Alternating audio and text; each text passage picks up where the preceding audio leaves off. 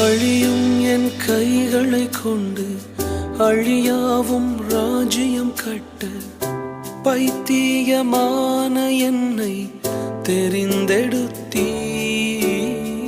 அழியும் என் உதடுகள் கொண்டு அழியாவும் வார்த்தையை சொல்ல எத்தனாய் வாழ்ந்த என்னை பிரித்தெடுத்தீர். ஆராதிப்பே அதை எண்ணியே வாழ்நாளெல்லாம்